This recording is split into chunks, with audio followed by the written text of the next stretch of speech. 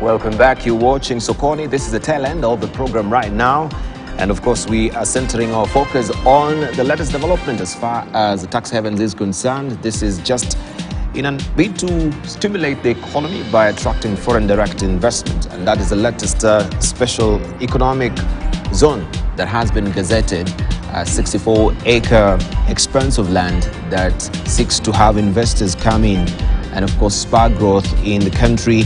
And of course, also they get the benefit of tax holidays, as it were. Before we took a short break, we were to hear from the chair of MCA. This is James Mureo. You wanted also to weigh in on this as well. So this is not the elite. This, as the villa says, is the what? Bottom of the pyramid. Bottom of the pyramid where it's very hot. Very hot. But allow me to say this, Dibal. In this same room here, we have discussed the issue of incentives to investors in this country. Now, we have many forms of investors, but I think for me, as a country, we need to relook. We need to relook at how we incentivize the local investors. Because if you look at the disparity between what you give the local investors versus what you give the foreign investors. Obviously, the local investor, who is a local here, who has nowhere else to go to, is a bit oppressed in terms of the laws that are there. You find somebody comes in with an EPZ arrangement where he comes, he hires a local area within the country, and it's turned into an EPZ, and he immediately starts enjoying the incentives that are given to EPZs or SEZs. Whereas a Kenyan who has been investing everything they are worth in their business does not enjoy the same privileges. So you find, even in terms of competition for market is skewed in favor of the foreigners, because they enjoy tax holidays, they enjoy, like Bilo said, lower rates of power and so on and so forth. So you find, in a way, it is not favoring the local investors. So in my opinion, I think as a country, we should make a decision to incentivize all manufacturers or all operators in that manufacturing space equally. Not unfair, not favoring the foreign investors. Now, the other thing that really that should be looked at very seriously is how much FDI is flowing in, because really the setting up of these SEZs and EPZs was primarily to attract FDI. If you're coming to set up in an EPZ, the reason why we give you all these incentives is because there's a certain threshold of investment of FDI that you're bringing into the country. At the moment, I don't see that as really the way it's being looked at. I think there is a lot of areas that have become very unclear and grey, to the extent that anybody walks in here and is able to convince the powers that be that he's a serious investor without necessarily proving that he has made such an investment. There used to be actually a minimum threshold of how much you need to invest to qualify for these incentives. I wonder whether it is still followed. I don't know. I wouldn't say yes or no, but that should be followed. And along with that, let's also look at how we can incentivize the Kenyan manufacturers who have nowhere else to go to and who can also enjoy the same tax I think tax to believe is incentives. spot on, and what comes into play is the issue you are raising. I think I like your point that what is this for the local manufacturer? What is this for the local producer? What is this for the local investor? That's the bottom line. And very good initiative to facilitate economic growth. That's what SE, about 15 of them, I think, you have in this country, socio-economic zone, is needed to facilitate economic growth. And unfortunately, it goes further and talks about FDIs. And we all have our issues with FDIs. And we just talked today, how am I going really to have foreigners in a country where the power is at whatever it is? So you see, there are a lot of contradiction here. But if I was to look at the two rivers, and it's a question of why two rivers? How strategic is two rivers, by the way? One of the key characteristics of a special economic zone is to be in a very strategic location for ease of movement of goods. I would say Dogokundu, so strategic. What is so strategic about Two Rivers? But more importantly, what is this? And you mentioned about people of Lemuru. Do I really care whether it's a special economic zone or not? What is that we are having there? Is it another shop where we bring all these from whatever and we have it there? How does the local manufacturer benefit from that economic? I think that's the debate we should be having. And if there are benefits in it, one of the key things is, of course, the issue of the duty-free. Yeah. And the duty-free, now you have the laxity of not paying the taxes and all that. But they're on the same herd. Okay. So, yeah, I get it. But I wanted also to just follow through with the question. Still, we can hark back to the cabinet secretaries. Right. And the onus that is with the cabinet secretary to come up with a gazettement that he can actually decide. Oh, I don't know if it is in consultation, Bill Okero, that now we've decided that this should be dedicated at a special economic zone. Is it the onus of was the there cabinet secretary? paper? Was there cabinet approval for this? Yeah. What is the rigmarole and the process and the procedure, the propriety around it on deciding a certain section of Kenya or a parcel of land should be a special economic zone? We can only imagine. But I think We can only imagine. I just want to get a clear picture. Is it just in my understanding of having experience there, there always a cabinet memo, paper, which actually now the minister in charge brings to cabinet and agrees. Because there are issues here. If you look at Two Rivers, it's a privately owned enterprise or business. So there are certain things here. And that it doesn't, I would imagine that for any government to have a special economic zone, I probably will not be in difficulty of paying land or use of that. So my understanding was there must have been that process. If there was, the cabinet is wisdom made that decision. Which there are things we need to ask about going to certain property which are individually owned. Right, so if it's a private property and you zone it as a special economic zone, we wanted to know what really informs this, why the preferential treatment for this particular I think Dibal, what really needs to come out clearly is whether that was it followed due process, but more importantly, what are the benefits? Because you see, when you gazette this special economic zone, I think rather than just say we have decided that from today Wainaina here will be a special economic zone, I think it's good to say we have decided Wainaina will be a special economic zone because of the following compelling reasons. Because everybody then can say, why not me? Why not Kiserian? Why not Ngong? Why not Muranga? Why not Kisumu? So those questions. So really, I think the citizens of this country are owed the duty of proper explanation as to how was it arrived at. And in future, if I have a region that I would like designated, would I also be allowed to propose that my area, for example, be demarcated as a free zone area, I mean a special economic zone area? So really, for me, there is nothing wrong with that, because if you go to Dubai, you will see the financial district is a free zone area, the internet city is a free zone area. They have created those free zones. But very clearly, it is known who should operate in those zones, and it's not where it is restricted. Again, the component of private enterprise. It means I can decide you're not coming to this free zone yourself. I don't like you. So there has to be some clarity on how it was arrived at, who can participate in that. Do they have land that's available for that development of the free EPZ or SEZ facilities? It's really just grey. It's a bit grey, and there's need for clarity. Let me add. Yes. I take the position that the special economic zones are a good way to go. One country that grew out of industrialization and special economic zones to be particular is India. The Prime Minister Modi, surprisingly one of his major advisors in this sector, when he was still governor of one of the provinces in India, it happens to be Kenyan.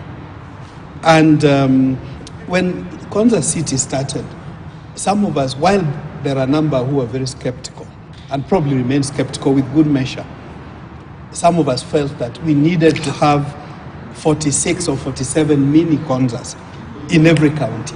So even though we already have 15, which in my view is commendable, and I must say with a light touch, I'm glad that a very able person is CEO, Dr. Kenneth Chilule, has been in Kirri, has a fair amount of experience in this sector. Why do we go for special economic zones? I think it's important we appreciate that. Three major reasons. One, to promote manufacturing. So of course we must listen to KM, and I think I hear that from around the table. We need to listen to the manufacturers that we have, because even before we bring more investors, we must take care of those investors we already have.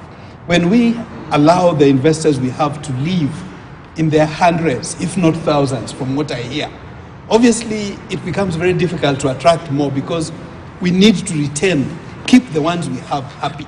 And I fully agree that both foreign investors as well as domestic need to be cushioned. So the first premise for special economic zones is to promote the manufacturing sector. The second one is to attract more investment. For me, I know we are talking of FDI, foreign direct investment. We also need to be talking of diaspora direct investment, DDI, which has become now even bigger in a way than the FDI at Africa level. It currently is $100 billion, according to President of Africa, ADB, Africa Development Bank. Then the third and final reason is exports. The main reason is how do we promote exports? So for me, if these special economic zones are done well, I think, again, listening to what I hear from around the table, we have good ideas, good policies, but we are wanting when it comes to implementation. And for me, I think in terms of government establishing them, provided, of course, it's done by due process. Of course, there is law that sets out how special economic zones are to be established. I would have no problem with that as long as it's well done, and involve, of course, please, the private sector, the manufacturers, even small scale that we already have, including cottage industries. Nothing stops local investors setting up pitch in the special economic zones. Maybe lastly, just to complement the aspect of the PS of investment, thanks to Chairman Mureo, has created a task force to look into how do we attract diaspora investments into our sectors. So for as long as we do appreciate the main objectives, promoting investment, promoting exports, and promoting manufacturing, and do it well to create more jobs, we will be much the better off, but do it right. But we're not really demonizing the special economic zones. What we're questioning is the fact that is the procedural propriety at par. And you know, the BALDE is an act of parliament. Remember in 2015, which set up the Special Economic Zones Authority. And it's very extensive in terms of the requirement for setting up a special economic zone. And the Minister for Trade is the one authorized by law, of course in consultation with the Minister for Finance, in setting up this. But there are criteria, there are very stringent rules. If you are an SEZ developer that you apply for, when you want to, you can apply for your own, you can apply for this company to be, an SEZ for the purposes, if you meet the requirements of what you want, what's required by law. But I think that for me that is not the issue. The issue is we have already 15, and it's when you combine the SEZs and EPZs, we have the highest in Africa. The highest. And has not been very successful. Let me tell you. Look at the FDI inflows in Kenya. It's been on the decline in the last 10 years, completely. From around 1 to 2 billion. In the last 3 or 4 years, we've been getting $500 million at most.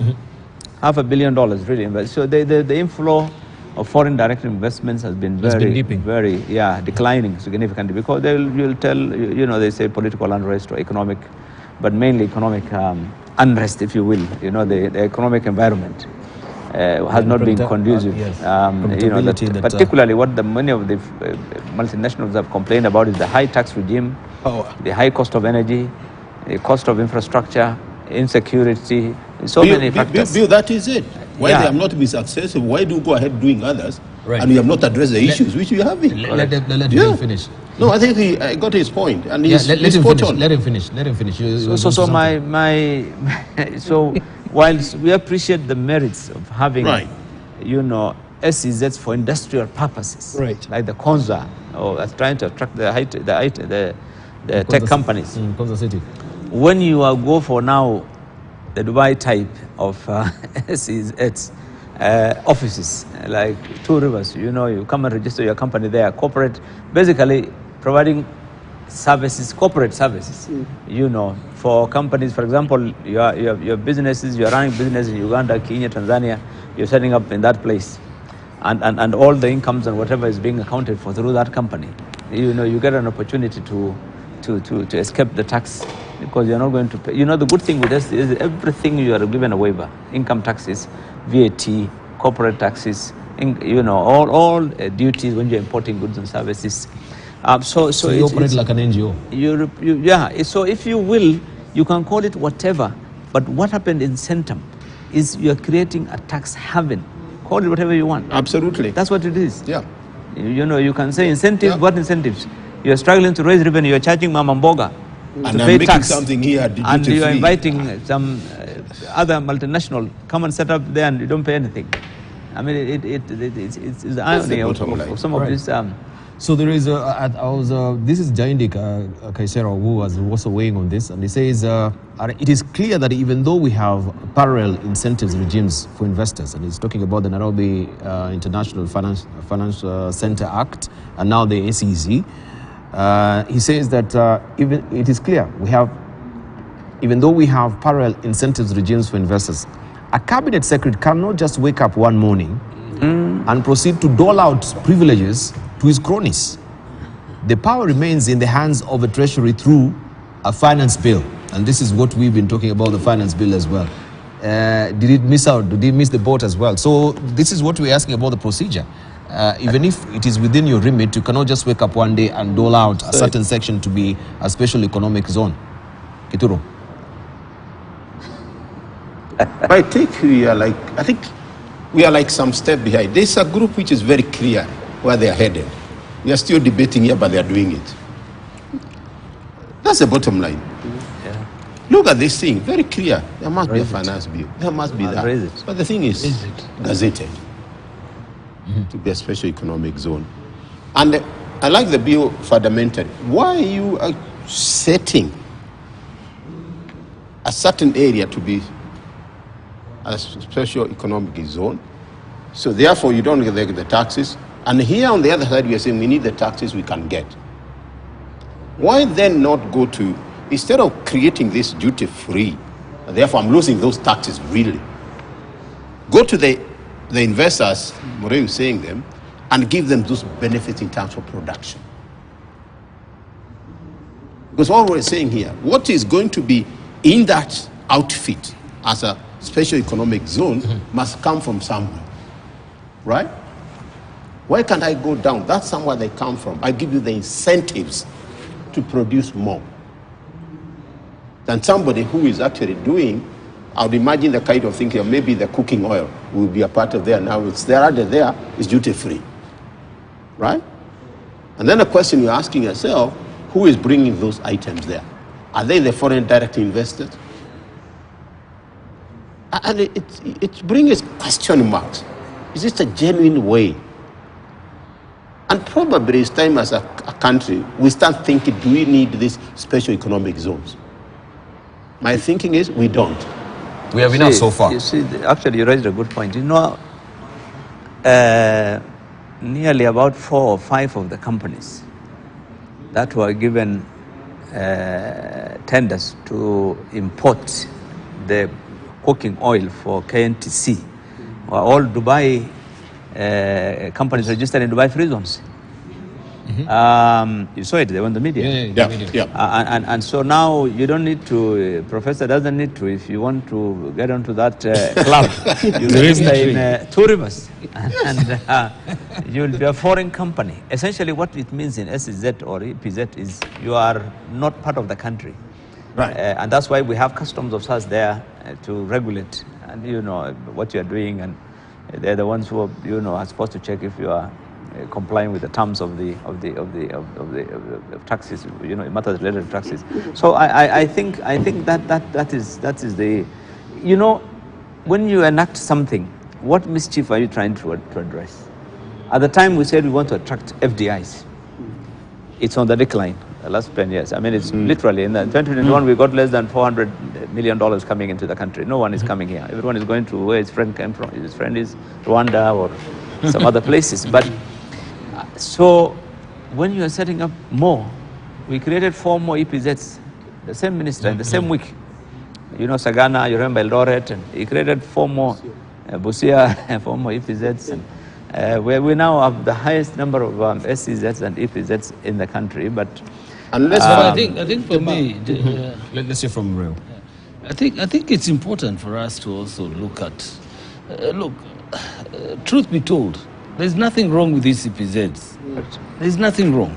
I think for me, it is how they are being operationalized, and whether or not we have a sort of an agreed country position where we are saying this is what we want to achieve out of these SEZs. So I think it's important for us not to just rubbish everything.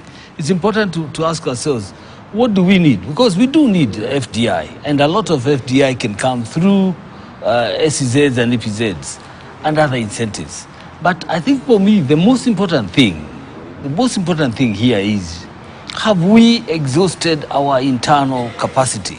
Have we incentivized our local manufacturers well enough to keep them motivated, to keep them interested in producing for this country? That is where we should, before we reach out to other people. Because, Dibal, FDI is a good thing to have, as long as we keep talking about it as some foreign investment.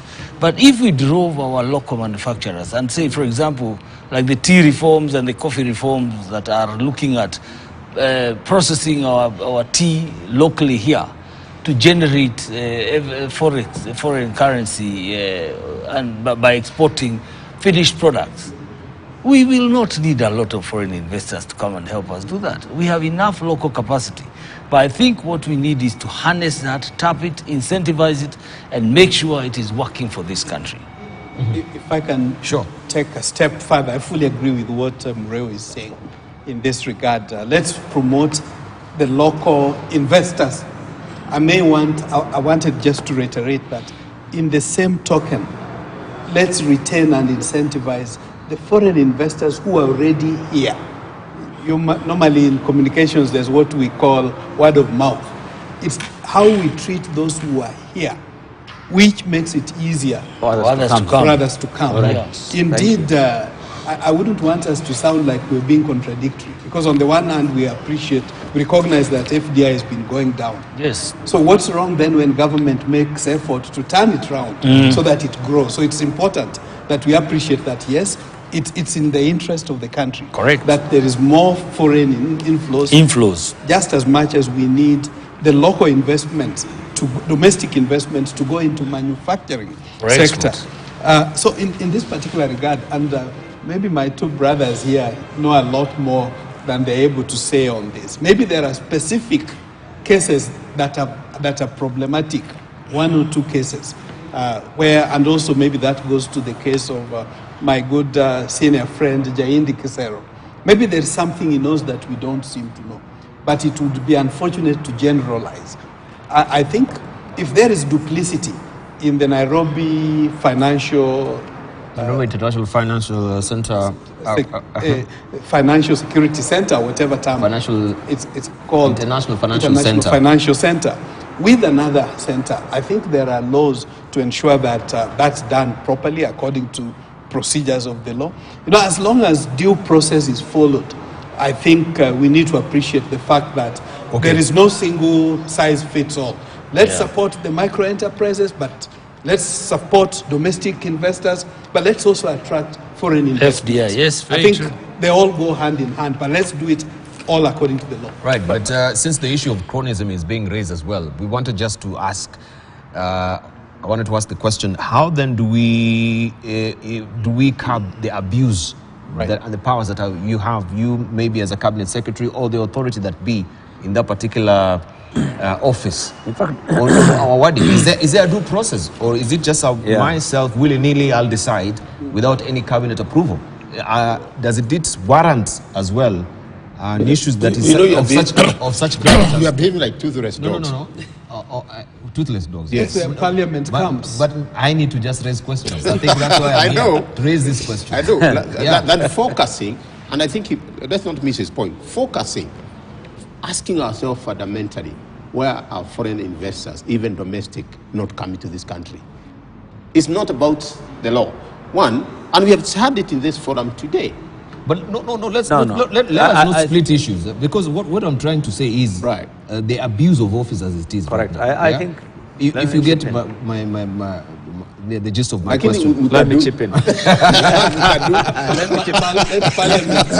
the point I'm making. Let me chip in. You know, I don't think anyone on this table has opposed the creation of export processing zones. In fact, I explained how some of them, like Atriba, are very successful. What we're saying is creating so many SEZs is not the issue. The issue is not the quantity, it's the quality. We have so many of them lying idle that have not taken off completely, out of the 15 SEZs, for example. And then, but the main issue you have asked here is, in the example of this one of Two Rivers Mall, which is quite different from the other SEZs and EPZs, because the others are focusing on on processing, value addition, on manufacturing, which is what we as a country, I think, are very keen on. But when you set up an office, so this office is now an SEZ, and in a manner that, looks suspicious, it's not subjected to public participation. That is a Parliament economy. has not been put in the loop. And you just see a gazette notice by the minister saying, from today I have gazetted this place as an EPZ. Everyone has to be worried about it. And that's what we're saying, that this is you're creating a tax haven for your cronies. Basically, that's what it is. In fairness to government, I think Dibal, you owe it to us to invite the CS to this studio just to hear him out. Maybe he has compelling reasons that we may not all know. With the acrimonious relationship we had with the CS. No. Ask for the SCZ authority. CEO. Not the chair. Yes, whoever. I think it's important for us to be very clear, because we have only seen the end result. We don't know the journey it has taken to arrive at that. SCS has not commented so far on that. The only people who commented are Centrum people. That's what I'm saying. There must be some compelling. Yes, I saw at least a piece in the dailies from the authority, the chair. But he spoke about just the special economic zones, in general, not on this issue, on this issue now. On how, Dibal, where is Parliament in all this? The organ that's paid to oversight government. I think that is what Bill is asking. Right. In terms of procedures, where is it then? So we have. I would like to believe we have weighed in. Maybe the better question I will ask: for all the 15 SEZ that have passed, was there any approval or participation of Parliament? Because we might also be castigating this, and then there's a precedent that has been set before. Sure. And if it has been set before, was it an illegality in terms of process? That's why I said, I think there is more meat to this conversation than we are able to. I think what we have done is we've given our views, what we think should happen. Right. Maybe somebody now should give the facts about what has happened, and thereafter then we can debate on that. In general, but clearly what is being established is that this is also the honors of the National Treasury. Right? So in general. And it should be through the omnibus of the finance bill. Yeah, shame. In general, across Africa, the hundreds of these EPZs, SEZs, which have been set up, some of them, they have not, in general, if you look at the reports by FDB, Africa Development, others, they have not really succeeded very well. It's only a few countries that have done very well with these things, like Mauritius and a few others. Yeah, Tunisia. Tunisia and some countries, but Even majority didn't. even Ethiopia is And doing quite well. when in Vision 2030 they came up with this special economic zones thing, all the way from Nongokundu going up along the way. Okay, to Kisumu. The CEO is here. All the way He's a former CEO. He'll tell us. But when you look 10 years down the road, have they really been successful? In fact, what I can tell you for a fact, Right. without any contradiction, they have not successfully taken off, particularly with regards to the KRA aspects of it, because up to now, the operational aspects of it have become stuck. They have not been. So if you wanted to tomorrow set up your something in ECZ in Tatu or someplace, I'm telling you, even the ones who are there now, they are not enjoying the benefits, because that operation aspect of it, operationalization, is it? Operationalization. That one. That one. Yes, Operationalization. Also, Franklin better. So that's where the challenge is up to now.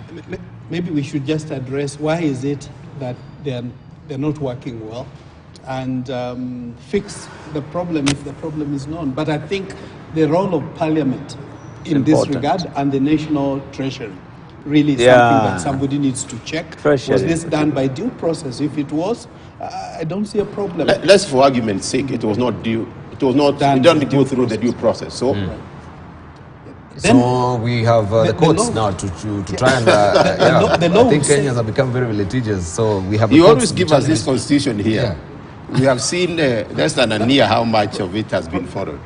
Professor, don't sound so helpless. I think that's why we have. But that's the Parliament mentality that we should actually be doing away with. Right, true, Yeah, it true, was not for so to do. to do. No, what the thing, and he raised it, and don't get me wrong, these things are important, but they are fundamentals thing we need to address. How do you bring me in this special economic zone and you're not the power? It's the point you used, Moreu. It's unpredictable environment. Yeah, I will not come. So, to me, it's not even the law, because that law now will look at all those factors which will ensure we even get the income we want from them. Because at bottom line, you're actually saying, Shem, you don't need to pay the tax. But our benefits as a country for you being a special economic zone. Right. What are those benefits? They are the benefits anyway. Because ideally, everybody should pay the taxes. All right. Let me just say something very interesting that has crossed my mind.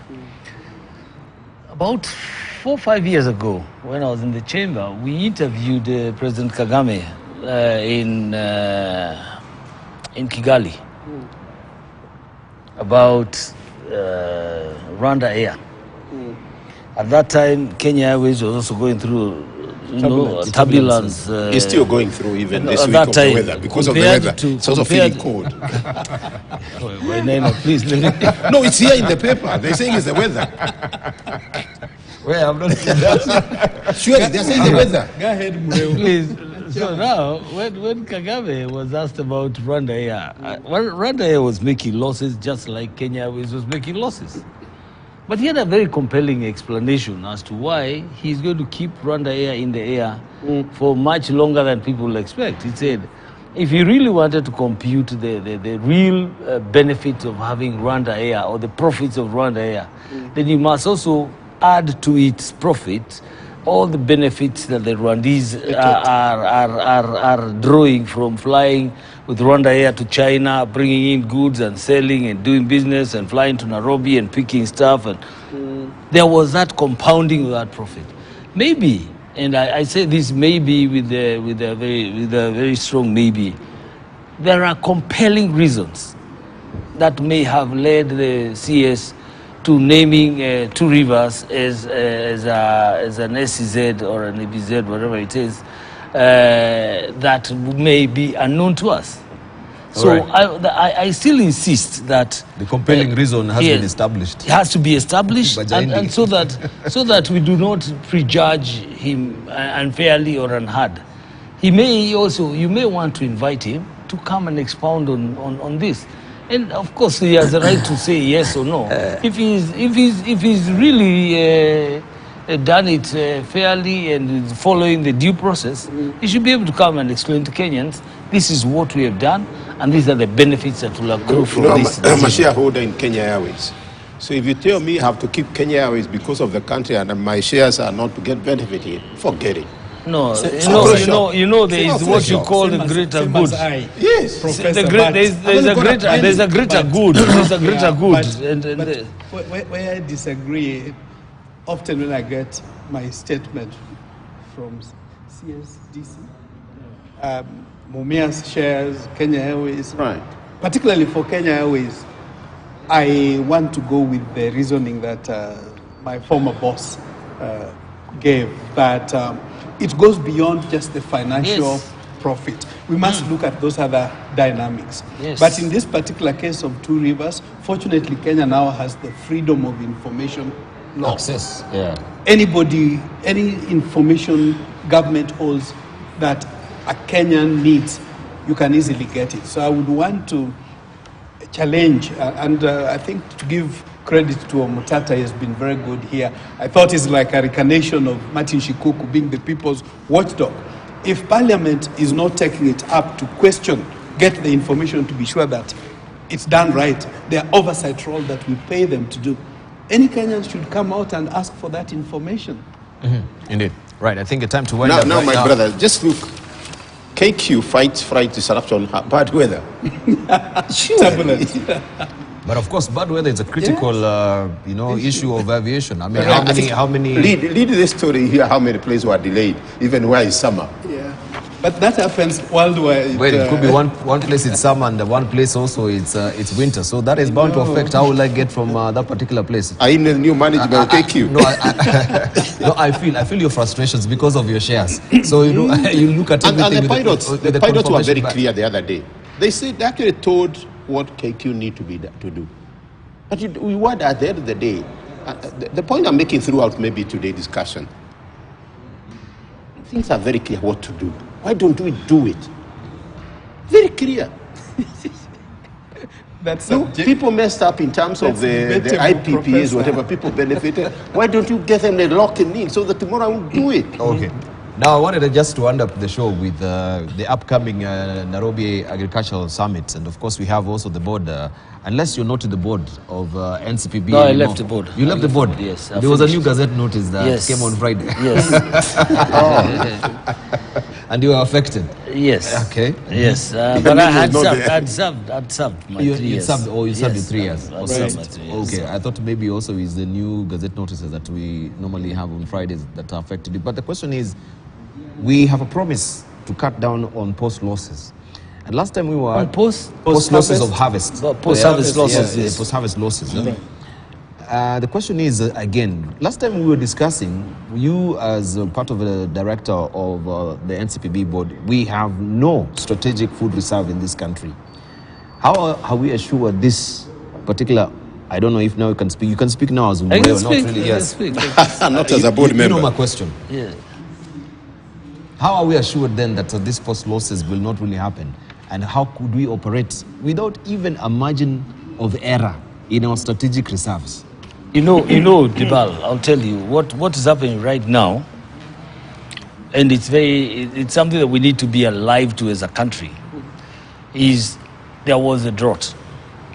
And during that drought, people suffered. There was no food. Okay?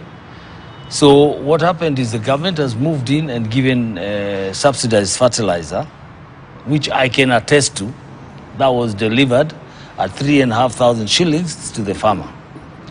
What has happened now, and I drove to Nyandarua and parts of the Rift Valley, is there is a lot of maize that has been planted. A lot. So people are expecting bumper harvests in September, or August, September. So as a strategic reserve unit, National Cereals and Produce Board right now should be gearing itself up to buy the extra produce that will be made, will be harvested in August, to build back the strategic reserves, food reserves. Now, if they do that, then we are likely to stabilize our food situation. However, because there will be, and this is a very interesting scenario, because there will be a bumper harvest, what's likely to happen is the price of maize will go down. So that at the moment, I think it's going for about 6,500 shillings per bag or something. It's quite high, while there is scarcity. There will be so much maize that the price is most likely going to go down.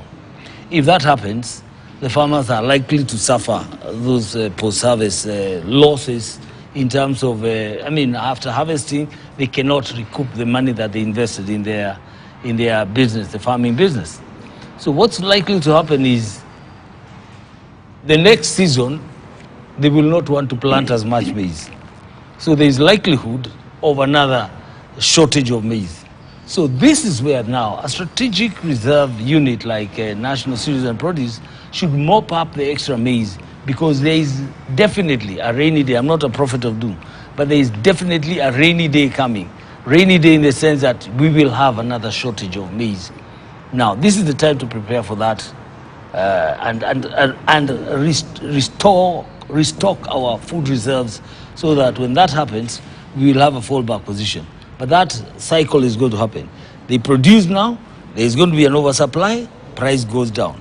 When the price goes down, the next season, farmers will not want to plant the same maize and make losses. So there will be a food shortage. That's when the NCPB comes in, and then again, it's going to yo-yo. Thank you. Well, let's get to our closing remarks. Let's begin with you, Shemo Chwodo. Are the mandamanos beginning tomorrow? I know today we had a chance to talk about government maybe not following the law, decisions of the court. We didn't talk about the CS, it's understandable. But my hope and prayer is that the government in waiting, because opposition is meant to be government in waiting, should also be sensitive to the situation where Kenya and Kenyans are with the economy, and also follow the law to the letter so that we don't disrupt the economy more than we try to fix it. I think that's my appeal. Thank you. Professor Gituru Wanaina. Yeah, quick one. It's time to reflect back and appreciate that the cost of living is high. I want to see the silver lining, but there is opportunity if the current government can look things differently to address it. Right now, it's very tough. It's very tough. And things like power, you look at that, it's really putting us in difficulties. So let's think as a government, let's see what we can do, quick wins. Long term, there are things we can do to cushion, particularly the vulnerable. Thank you. All right. Moreu, mine is really to say two things. One, that high taxes, the kind of current high taxes that we are experiencing in the country, is pregnant ground for tax evasion. So maybe it's time to look at how we can rationalize our taxes so that they benefit the country rather than benefit individuals. But also on a happier note, I want to share quickly figures of the Hustler Fund. 32 billion so far disbursed, 22 billion repaid, opted customers 20 million. Savings that we have created from the Hustlers Fund is 1.6 billion.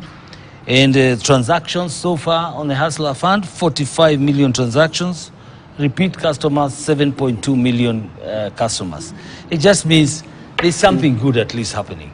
At the bottom of the pyramid, there is something good happening. Over time, this is going to then start being felt. It is still a bit immature. There are new products that we'll be launching very soon, and this all will serve the bottom of the pyramid and a lot of Kenyans. I'm actually seeing this bracket widening. The total number of customers, 20 million at the moment, means 50% of this country's population are hustlers, and they are using these facilities. We need more in the elitist club. Yeah. So what you're telling us, the hustler, the professor is not amused with those. How can you be defining yourself as a hustler? No, Bill, what he's telling us, hustler is a bamboo tree. It's still taking root. Yes. The shoot will come up. Absolutely. Absolutely. There is no doubt. Okay. I have no doubt. Bilo, I am very confident. Bilo is looking at me suspiciously, but I live with these people realistically. No, not suspicion, but the objective of the Hustler Fund, with especially the rates the low rate of interest of only 8%. You remember the way when that thing was being set up, the Fulizas and others were being demonized. They were charging 300%, 400% when the government is only charging 8%. So the perception was that everyone would move there. But if you look at the performance of Fuliza in the last 12 months, it's grown up by 40% with the Hustler Fund there. By 40% from 537 previous year to over 700 billion. I mean, that's just only Fuliza. So you can imagine then that intended reaction that people will move to the Hustler Fund there for one reason or the other has not really happened in any significant way. But I agree with him that at least the government is not just taking money away from people through taxes, but also is providing them loans, which of course are not free. Just tell you. Parting shot. No, we've already given you parting shots. No. It's just And they're very strong. They're very strong for him to appreciate that is happening. Thank you. Yeah, so we are cognizant of that. That at least we're also giving something and back. also inculcating the saving culture. Thank you. Yeah. All right, thank you. And of course, just as we're winding up, Kenya's super rich club shrinks on shilling slide is what is headlining the front page of the Business Daily today. And Mureo, I think it's Bilo was saying the latest club here. This is a super. Thank you very much, gentlemen. I really appreciate that immersive discussion we had on the state of the economy. Thank you for your contribution as well on social media. I can see lots of reaction. I'll not be able to sample them right now. But we catch you, of course, tomorrow on Wongozi Today here on the Morning Prime. I want to thank Bill Okero, also James Mureo, and also Professor Gituro Wanaina and Dr. Shem Mocholo as well for your contribution. Thank you for your valid company. News Diary is up next.